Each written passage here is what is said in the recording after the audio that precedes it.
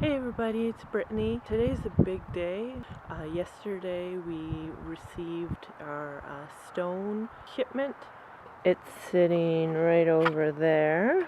So 2 tons of stone. We're going to be using that to build up the sides of my front garden so that we can then put more topsoil, more manure, more compost, and build it up so that it's more of a raised garden. We decided to do this because, as you can probably see, there are a lot of trees on our property, and so that means there are a lot of roots in the bottom of the garden which can steal away nutrients and water from my plants.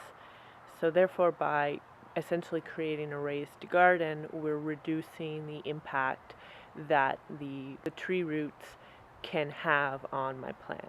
Here's my back gardens. They're currently covered in leaves, although I tried my best to clear them of leaves in the fall.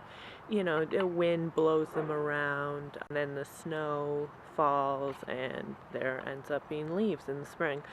So what we're going to be doing is we're going to be clearing the leaves and then turning over the soil in preparation for the composted horse manure that I'll be getting. This horse manure has been composted for 5 years, and so that means that it's not as harsh and that I can put it into my garden a few weeks before I put the plants in. Typically manure, because of its high nitrogen levels, can burn the roots on my plants.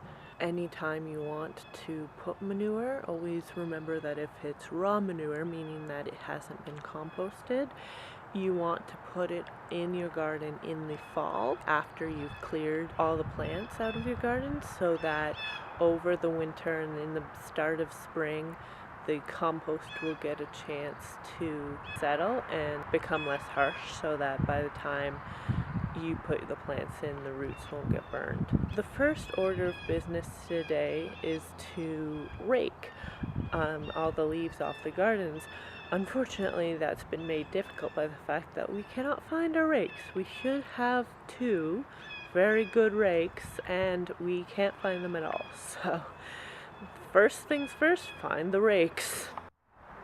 So it's approaching 2 o'clock and we found the rakes. Well, we found the rakes a while ago, but we were able to rake and then turn over my gardens, so they're ready to put in the manure that we're going to pick up at 4 o'clock, so 2 hours from now. At the moment, what I'm going to be doing is I'm going to get some logs that we have from our log pile and make just a little bit of a wall in the back of the garden, since our property is a little bit sloped. That way when we put in the manure, it won't just end up being washed away in the next rainfall.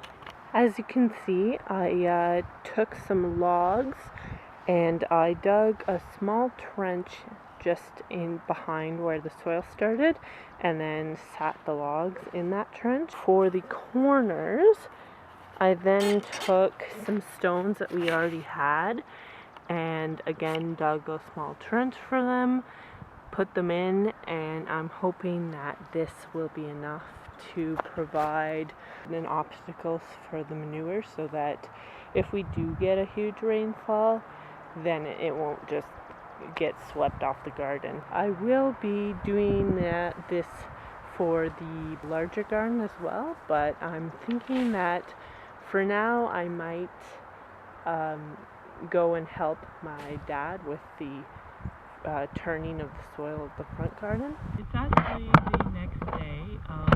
After I finished all the work yesterday, I was so exhausted, I just went inside, fell into a chair, and couldn't get back up. That's the 2 stone pallets that we took from, and we built up the wall of the garden by 2 stone. We turned over all the soil. We ran a rototiller on it. This garden is actually full of small roots from the surrounding trees. The rototiller helped cut a lot of those roots. It was rather interesting to try and get the different roots detangled from the rototiller blades. The next thing we're going to do is we're going to pick up some composted horse manure. We were expecting to do that yesterday afternoon, but we ran into a snag with our trailer hitch.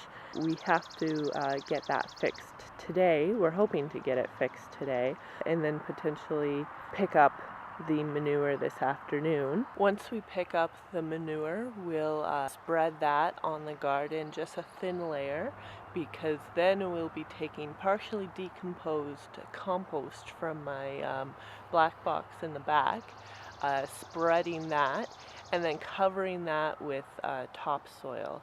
And the idea of having it be partially decomposed compost is that as the season goes on, it's going to continue decomposing and releasing the nutrients in a regulated, consistent way, so that I don't just continually have to add more and more compost. I probably still will add a little bit of compost throughout the season, but I'm hoping that this layering technique will have a positive effect.